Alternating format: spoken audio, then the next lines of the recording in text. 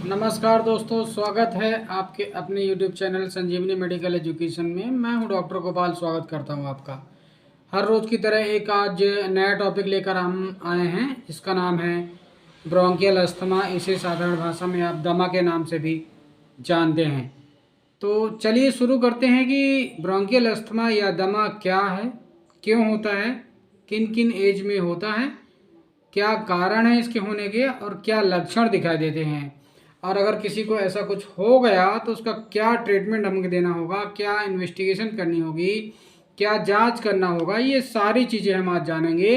तो चलिए शुरू करते हैं। क्योंकि इस मौसम में सबसे ज़्यादा ठंड के मौसम में होने वाली बीमारी का नाम है निमोनिया ब्रोंकियल अस्थमा, जिसे हम दमा के नाम से जानते हैं।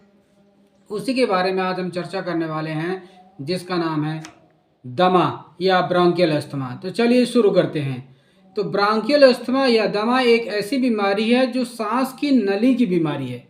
ये बीमारी है एयरवेज की एक, यानी कि सांस की नली की एक बीमारी है, जिसे हम एयरवेज डिजीज बोलते हैं। सांस की नली की एक बीमारी है जिसे एयरवेज डिजीज बोलते हैं, जिसे साधारण भाषा में दमा बोलते हैं। इसमें क्या होता है, सांस की नली में खासकर फेफड़ों के अंदर जो हमारी नलियां होती है, सांस की नली, जिसे हम ट्रोकियल या ब्रोंकियल और ब्रोंकियोल्स या एल्वेलाइज बोलते हैं मेडिकल भाषा में उसे, वहाँ उस जगह पे दमा के पेशेंटों में वहाँ पे म्यूकस यानी कि तरल पदार्थ का सिक्रेशन बढ़ जाता है। तरल पदार्थ के सिक्रेशन बढ़ जाने के कारण वहाँ की जो एल्वुलाई और वो सैक्स होते हैं, छोटी छोटी जो थैलियाँ होती है जो हमारे फेफड़े को फुलाने का काम करती है, बैलून का काम करती है, वो क्या हो जाती है, उन चिपचिपा पदार्थ होने के कारण वो आपस में चिपक जाती है, जिसके कारण वो पूरी फूल नहीं पाती है। जिससे फूलने के कारण वो पूरी तरह फूलने से ऑक्सीजन की कमी हो जाती है। अगर वो पूरी तरह फूल नहीं पाती है तो पूरी तरह ऑक्सीजन सप्लाई नहीं हो पाती है, और वहाँ पे ऑक्सीजन सप्लाई नहीं हो पाती है। उस कंडीशन में हमको सांस बार बार लेना पड़ता है। जैसे दमा के मरीजों को तेज़ी से या जल्दी जल्दी सांस लेना पड़ता है, ऐसा लगता है कि दम घुट रहा है, सांस फूल रही है, उसी कंडीशन को सांस फूलना बोलते हैं। ये इसका मेन कारण है सांस फूलने का कि आप उस पेशेंट को वहाँ पे म्यूकस का यानी कि तरल पदार्थ का जो चिपचिपा होता है वहाँ का निर्माण, वहाँ फॉर्मेशन ज़्यादा हो गया, वो निर्माण ज़्यादा हो गया, जिस कारण वहाँ की जो थैलियाँ हैं, सांस की नलियाँ हैं, उसको आपस में चिपका देती है, जिससे वो पूरी तरह से फूल नहीं पा रही है। और फूलने ना पाने से वहाँ तरह से वो पूरा फूल नहीं पाती है, तो ऑक्सीजन पूरी तरह हमारे फेफड़े में नहीं जाती है। उस कंडीशन में पेशेंट को सांस लेने में तकलीफ होती है, उसे ही दमा बोलते हैं। उस पेशेंट को सांस लेने में बार बार यानी कि जल्दी जल्दी सांस लेता है, क्योंकि ऑक्सीजन की कमी हो जाती है, ऑक्सीजन का डिमांड बढ़ जाता है, तो हमारे बॉडी के किसी भी पार्ट में उतनी मात्रा में ऑक्सीजन नहीं पहुंच पाती, इसलिए पेशेंट को सांस जल्दी जल्दी लेना पड़ता है। उच्च जैसे जैसे हम सांस लेते हैं वो हमारे हार्ट में जाता है, और हार्ट से पूरे ब्लड सप्लाई हमारे पूरे बॉडी को सप्लाई करती है, और वो हमको हमारी बॉडी को खून के माध्यम से ऑक्सीजन मिलता है। अगर वो ऑक्सीजन किसी भी कारण से नहीं मिल पा रही है तो सांस तेजी से लेना पड़ता है, बार बार सांस लेना पड़ता है, जैसे कि दमा के केस में होते हैं। ये दो प्रकार का होता है, अर्ली ऑनसेट और लेट ऑनसेट, मतलब कि जल्दी शुरू होने वाली ये दमा और जो उम्र दराज में शुरू होने वाली दमा। तो अर्ली एज यानी कि पहले की एज में शुरू होने वाली दमा, जिन लोग जो शुरुआती अवस्था में जैसे बचपन में है या मिड एज में भी, या कि 20 साल 25 साल या कि फिर 10 साल या कि 15 साल की एज में शुरू होने वाले दमा को अर्ली एज अस्थमा बोलते हैं। और इसके 40 साल के बाद शुरू होने वाली दमा को लेट ऑनसेट ऑफ अस्थमा बोलते हैं, मतलब उम्र दराज लोगों को होने वाली अस्थमा बोलते हैं। तो जो अर्ली एज मतलब बचपन में या कि फिर मिड एज के लोगों को अगर इस तरह का अस्थमा या दमा होता है तो वो क्या क्या कारण है, उसमें अपन सबसे पहला कारण है कि ये कुछ फैमिली हिस्ट्री है। अर्ली एज में कोई फैमिली हिस्ट्री है जिसके कारण उसको ये दमा की प्रॉब्लम जल्दी आ गई है। दूसरा, कोई ऐसा चीज़ जिससे एलर्जी हो रही है, जिससे उसको प्रॉब्लम हो रही है, किसी लगातार ये समस्या बनी हुई है, लगातार ये प्रॉब्लम बनी हुई है। एलर्जी है किसी पर्टिकुलर चीज़ से, उसको एलर्जी होती है, जैसे ही उस एरिया में जाता है उसको सांस की प्रॉब्लम हो जाती है। कुछ इम्यूनोग्लोबिन्स, हमारे बॉडी की इम्यूनिटी को मजबूत करने के लिए कुछ ग्लोबुलिन्स होते हैं, जैसे ग्लोबुलिन ई, इसकी मात्रा अगर हमारे बॉडी में ब्लड में ज़्यादा हो जाती है, इस कंडीशन में भी अर्ली एज ऑफ ऑनसेट यानी कि शुरुआती एज में भी ये बीमारी पैदा हो जाती है। वहीं हम देखें अगर दूसरी स्थिति में, जैसे कि उम्र दराज लोगों में ये बीमारी जब पैदा होती है तो उस कंडीशन में क्या होता है, वो क्या क्या कारण है जिसके कारण ये उम्र दराज लोगों को ये बीमारी पैदा हो जाती है। तो लेट एज ऑनसेट में ये बीमारी में खासकर एक्सटर्न, इसमें भी एलर्जी का भी रोल है, एलर्जीज का रोल है। अगर कोई लगातार किसी पर्टिकुलर चीज़ में काम कर रहा है और उससे वो एलर्जीज हो रहा है तो उसको ये दमा की बीमारी हो सकती है। जैसे कोई रुई का काम करता है, कोई डस्ट का काम करता है, कोई फर्नीचर का काम करता है, कोई कोल माइंस का काम करता है, कोई धुआं में रहने का काम करता है, उससे लगातार ये प्रॉब्लम बना रहे तो उसे एलर्जीज हो जाती है एक लॉन्ग टर्म में रहने के बाद, और उससे ये बीमारी उस पेशेंट को हो जाती है।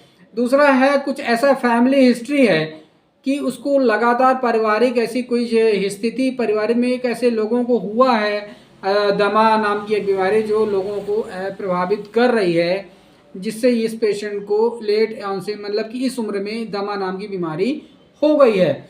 इस पेशेंट में भी या कि इम्यूनोग्लोबुलिन ई की मात्रा ब्लड में नॉर्मल हो सकती है या ज़्यादा भी हो सकती है, इसे भी देखना होगा। कुछ हाइपर सेंसिटिव टेस्ट होते हैं स्किन में, अगर वो कुछ एलर्जीज होती है हमारे बॉडी में, वो सारी चीज़ें हमें देखनी पड़ती है। अगर ये हिस्ट्री निकलती है तो उसे दमा का शिकायत होने की संभावना ज़्यादा हो जाती है। दूसरी चीज़ हमें नहीं भूलना चाहिए कि जो ज़्यादा स्मोकिंग करते हैं, कोल्ड डस्ट एरिया में काम करते हैं, डस्ट एरिया में काम करते हैं, जानवरों के साथ ज़्यादा रहते हैं, उन लोगों को ये दमा की शिकायत होने की संभावना ज़्यादा होती है अपेक्षाकृत नॉर्मल इंसान को। और ख़ासकर ज़्यादातर रिस्क उन लोगों को रहता है जो स्मोकिंग करते हैं, बीड़ी पीते हैं, सिगरेट पीते हैं, गांजा पीते हैं, चरस पीते हैं, मतलब धुआं किसी भी तरह से अपने बॉडी में लेते हैं, उस कंडीशन में भी पेशेंट को दमा हो जाता है। चलिए मान लेते हैं किसी को ये दमा हो गई है तो उसमें ये एलर्जीज हो गई है, किसी चीज़ को हाउस डस्ट में एलर्जीज होती है, किसी को जानवरों के साथ रहने से एलर्जीज हो सकती है, और किसी फंगस के कारण एलर्जी हो सकती है, या किसी को अंडा खाने से एलर्जी होने से दमा हो सकता है, किसी को मछली खाने से हो सकता है, किसी को ईस्ट खाने से हो सकता है, किसी को आप जान लीजिए गेहूं खाने से भी एलर्जी होता है, किसी को गेहूं की रोटी खाने से भी एलर्जी होता है। तो अगर ऐसे पेशेंट अगर आप ऑब्जर्व करते हैं कि हमें गेहूं की रोटी खाने से भी हमको ये प्रॉब्लम आती है, तो आप ये मान के चलिए कि आपको वीट यानी कि गेहूं आपको एलर्जी कर रही है, तो आपको उससे परहेज करना पड़ेगा। तो क्लिनिकल पिक्चर यानी कि सिम्टम्स यानी कि लक्षण की हम बात करें तो इसमें लक्षण 3 प्रकार से दिखाई देते हैं। 3 प्रकार से लक्षण दिखाई देते हैं। कई कैटेगरी में इस लक्षण को डिवाइड किया गया है। तो उसमें पहला कैटेगरी आता है एपिसोडिक अस्थमा, मतलब अचानक उत्पन्न होने वाली अस्थमा। अचानक उत्पन्न होने वाली अस्थमा में क्या होता है, अचानक पेशेंट ठीक रहता है, सोया रहता है या जगा रहता है, कहीं भी चलता है, उसको अचानक से सांस लेने में परेशानी होने लग जाती है और गले से साए साए की आवाज़ सुनाई देने लग जाती है, सांस लेने में तकलीफ होने लग जाती है, सांस फूलने लग जाती है, उसकी सांस भरने लग जाती है। कि ये तब होता है जब किसी पर्टिकुलर एरिया में चला जाता है और उस पर्टिकुलर एरिया में उससे वहाँ पे कोई ऐसी एलर्जिक चीज़ मिल गई है जिससे उसको प्रॉब्लम आ गई है। उस प्रॉब्लम से होने के कारण उस पेशेंट को उससे अचानक अस्थमा की प्रॉब्लम या दमा की प्रॉब्लम उखड़ के सामने आ गई है, सांस की प्रॉब्लम उखड़ गई, या किसी प्रकार का अचानक कोई बैक्टीरियल या वायरल इन्फेक्शन हो गया है जो कुछ समय या कुछ दिनों के लिए रहता है। दूसरा कारण है सीवियर और एक्यूट अस्थमा। अचानक होता है लेकिन बहुत तेज होता है, उस कंडीशन को सीवियर एंड एक्यूट अस्थमा बोलते हैं। उसे अपन स्टेटस अस्थमा भी बोलते हैं, जो अचानक और बहुत तेज अवस्था में पैदा होती है। उस कंडीशन में क्या होता है, ऐसी कंडीशन में लाइफ थ्रेटनिंग अटैक हो जाता है। मतलब ऐसी स्थिति में पेशेंट को ऐसी परिस्थिति आ जाती है कि यह पेशेंट की जान जा सकती है, इतना ज़्यादा उसका ऑक्सीजन लेवल कम हो जाता है, दम घुटने लग जाती है। उस कंडीशन में अपने को ध्यान रखना पड़ेगा, उसको ऑन द स्पॉट हॉस्पिटलाइज करना होगा और उसके ऑक्सीजन लेवल को सपोर्ट करना होगा जिससे उसकी जान बचाई जा सके। ये लाइफ थ्रेटनिंग जानलेवा बीमारी जो अचानक से बढ़ती है ये दमा, इसमें क्या होता है, तेज सांस फूलती है, सांस लेने में बार बार परेशानी होती है, घबराहट होने लग जाती है और इतनी खांसी आती है लेकिन खांसी में कफ नहीं निकलता है उसमें किसी प्रकार का बलगम नहीं निकलता है। तो ऐसे पेशेंट को क्या करना है, पेशेंट को तुरंत आपको चेस्ट को मसाज करना है सांस लेने में, जिससे उसको आसानी हो। ऐसे पेशेंट को रात में ही ज़्यादातर प्रॉब्लम आती है, और इसके आप उसको शरीर में देखेंगे कि इस समय उसके शरीर में अचानक से बहुत ज़्यादा पसीना आ गया है और शरीर चेहरा नीला पड़ रहा है, हार्ट रेट ज़्यादा बढ़ गई है, धड़कन तेज हो गई है और धड़कन की गति जो होती है अनियमित हो गई है, रेगुलर तरीके से वो नहीं चल रही है। वहीं हम तीसरे प्रकार के लक्षण में देखें जो क्रोनिक है, जो बहुत लंबे समय से 10 साल 5 साल से लगातार ये बीमारी चली आ रही है। अगर ये बीमारी चली आ रही है उस कंडीशन में हमको क्या लक्षण मिलता है, तो जानते हैं इसमें भी अचानक से पेशेंट को छाती में दर्द होगा, सांस लेने में तकलीफ हो जाएगी, गले से या चेस्ट में सांस लेगा तो साए साए साए साए वीजिंग साउंड सुनाई देगा, जिसे मेडिकल भाषा में वीजिंग या रोंकाई बोलते हैं। जिसे साधारण भाषा में अपन को आपको सीटी जैसे साउंड सुनाई देता है।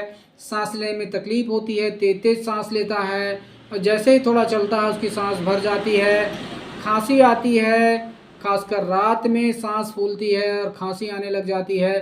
क्रोनिक कफ अगर लगातार ये बीमारी बनी हुई है, खांसी आती है, जब ये लगातार जब पुरानी बीमारी हो जाती है उस कंडीशन में पेशेंट को अपने को क्या होता है, खांसी आने लग जाती है, और खांसी आती है उस समय आपको उसको बलगम निकलता है, बहुत ज़्यादा में म्यूकस बनता है, चिपचिपा पदार्थ बनता है, जिससे म्यूकस के साथ कफ निकलने लग जाता है, कफ यानी कि स्पुटम निकलने लग जाता है, और जब तक वो स्पुटम बाहर नहीं आ जाता तब तक पेशेंट को लगातार खांसी आती है। और अगर इसका ट्रीट नहीं किया जाता तो उस पेशेंट को कोई बैक्टीरियल या सेकेंडरी इन्फेक्शन हो जाता है। अगर ऐसी कोई बीमारी हो जाती है तो शरीर में कुछ लक्षण दिखाई देते हैं, उसे हमें जानना जरूरी होगा कि वो कौन कौन सा लक्षण है जिसे हमें देखना जरूरी है। तो अगर ऐसा पेशेंट है तो उसके अचानक से उसके छाती में दर्द होगा, चेहरा नीला पड़ने लग जाता है, सांस फूलने लग जाती है और साउंड जो होता है सांस की बहुत तेज आने लग जाती है। जैसे हम सांस लेता है तो हमें साउंड सुनाई नहीं देती है, लेकिन दमा के मरीज जब सांस लेता है तो उसके गले से साए साए साए साए की आवाज़ सुनाई देती है, सांस लेते समय भी और सांस छोड़ते समय भी। ये सारे लक्षण दिखाई देते हैं। अगर ये ट्रीटमेंट इसका लगातार नहीं चलता है तो पेशेंट को कभी भी ये परेशानी आ जाती है। इसमें क्या करना होता है, कुछ जांच करानी होती है जिससे हमको पता चलता है। इसमें सबसे पहला चेस्ट एक्सरे कराना होता है, छाती की एक जांच करानी होती है जिसे एक्सरा बोलते हैं। उसे हम छाती में जांच कराने से ये देखते हैं कि पेशेंट को कितना ज़्यादा बलगम बना हुआ है, निमोनिया दमा की स्थिति है तो कितना है, दमा के साथ में कोई छाती में फेफड़े में पानी तो नहीं जमा हुआ है। ये सारी चीज़ें हम एक्सरे में देखते हैं। ये कोई बैक्टीरियल इन्फेक्शन तो नहीं हो गया है, टीबी का कोई इन्फेक्शन तो नहीं हो गया, ये सारी चीज़ें हम इसमें देखते हैं एक्सरे में। कुछ पल्मोनरी फंक्शन टेस्ट होता है। पल्मोनरी फंक्शन एक टेस्ट होता है, एक मशीन होती है, पेशेंट को मुंह से एक सांस फूंकना होता है जिससे अपने को वॉल्यूम पता चलती है कि एक बार में पेशेंट कितना सांस ले पाता है और उसके बॉडी में कितना ऑक्सीजन जाता है और कितना बाहर निकाल पाता है कार्बन डाइऑक्साइड को। आर्टेरियल ब्लड गैस के एनालिसिस करते हैं, उसमें यानी कि देखते हैं कि कार्बन डाइऑक्साइड की अधिकता है, कितनी ज़्यादा कार्बन डाइऑक्साइड इसके ब्लड में ज़्यादा है और ऑक्सीजन का लेवल कितना ज़्यादा है। ये सारी चीज़ें हम उसमें देखते हैं। स्किन हाइपर सेंसिटिविटी टेस्ट होता है, वो सारी जांच करते हैं। खकार जो निकलती है उसकी जांच कराते हैं। जांच इसलिए कराते हैं कि उसमें देखना होता है कि किसी प्रकार का उसमें आपका बैक्टीरियल इन्फेक्शन तो नहीं हुआ है, जस्ट लाइक ट्यूबरक्लोसिस। अगर टीबी का इन्फेक्शन हो जाता है तो उसके टीबी का इलाज भी करना पड़ता है। आपको पता है हम शुरू में बात किए थे एलर्जीज के कारण किन किन कारणों से हुए, तो सबसे पहला हमने देखा था सीरम इम्यूनोग्लोबुलिन्स ई। सीरम इम्यूनोग्लोबुलिन्स ई की मात्रा अब इसमें देखनी होती है। अगर इसकी मात्रा ज़्यादा होती है तो इसका भी ट्रीटमेंट हमें करना होता है। जब इसकी ग्लोबुलिन की मात्रा कम हो जाती है तो एलर्जीज यानी कि दमा की शिकायत भी काफ़ी हद तक हमको कम हो जाती है, आराम हो जाता है। मैनेजमेंट की बात करें यानी कि ट्रीटमेंट की बात करें तो ट्रीटमेंट में आपको अवॉइड करना है ऐसे जगह में जाने से जहाँ से आपको एलर्जी है। आपको कोल्ड से अवॉइड करना है, ठंडी जगह, ठंडी चीज़ें, ठंडी जगह में जाने से आपको परहेज करना है। कुछ ड्रग्स लेना है आपको, है ना। आपको ड्रग्स थेरेपी में आपको लेनी है, कुछ दवाइयाँ आपको लेनी है जो आपको आपके डॉक्टर प्रिस्क्राइब करेंगे, देंगे। लेकिन उससे पहले कुछ बेसिक जानकारी मैं आपको देना चाहूँगा दवाइयों के बारे में। कुछ ऐसी मेडिसिन देते हैं जैसे जो सांस की नली अगर सिकुड़ गई है, चिपक गई, इसको फैलाने के लिए, जैसे एमिनोफाइलिन से एक ड्रग्स होती है, डेरिफाइलिन एक ड्रग्स होती है। उसे अलग अलग पोटेंसी में, अलग अलग डोज में पेशेंट की स्थिति के अनुसार दिया जाता है।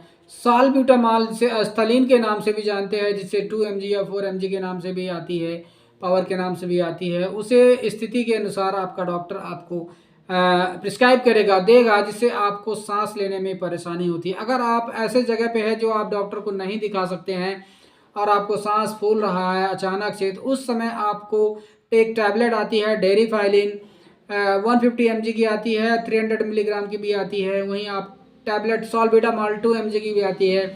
आप कहीं भी ऐसे जगह पे हैं तो आप तुरंत ये टैबलेट लेके आप खा सकते हैं, जिससे आपको बच सकते हैं आप इस परेशानी से, थोड़ा आपको राहत मिल सकता है।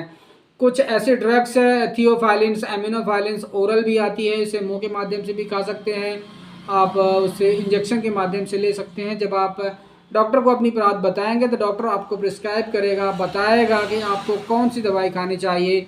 आपको मुंह से खानी है दवाई जो आपके लिए सूटेबल होगा, ये आप इंजेक्शन के माध्यम से आपको लेना सही रहेगा, ये आपका डॉक्टर डिसाइड करके आपको ये सारी चीज़ें आपको बताएगा। वहीं कुछ कार्टिकोस्टेरॉइड ड्रग्स दी जाती हैं जिसमें आपका डेक्सामेथासोन है, बीटामेथासोन है, प्रेडनिसोलोन है। ये कुछ ड्रग्स आपको अगर बहुत ज़्यादा हाइपर रिस्पॉन्सिव है, बहुत ज़्यादा तकलीफ है, तो आप इसे आप ले सकते हैं एक गोली। लेकिन उससे बाद आप ऑन द स्पॉट, आपको जब भी आपको मौका मिले तुरंत आपको अपने डॉक्टर से सलाह लेके ये आगे आपको दवाई कंटिन्यू रखनी है। ये हाइड्रोकॉर्टिसोन ड्रग्स है, ये आपको कुछ दवाइयाँ लगातार इसको आपको लेनी रहेगी। लेकिन वो दवाई आपको कितनी डोज में और कितने दिन तक आपको लेना है, ये आपको आपका डॉक्टर डिसाइड करके आपको बताएगा। इनहेलेशन आपके लिए बहुत ज़्यादा इम्पोर्टेंट है। इसमें आपका सोडियम क्रोमोग्लाइकोलेट से एक ब्रोंकोडायलेटर इनहेलेशन होता है, वो पानी में डाल के उसे आप भाप ले सकते हैं। और आपको एंटीकोलिनर्जिक ड्रग्स, कुछ ऐसी दवाइयाँ आपको लेनी होती है जिससे सांस लेने में आपको परेशानी होती है, ये सारी चीज़ें आपको लेना होता है।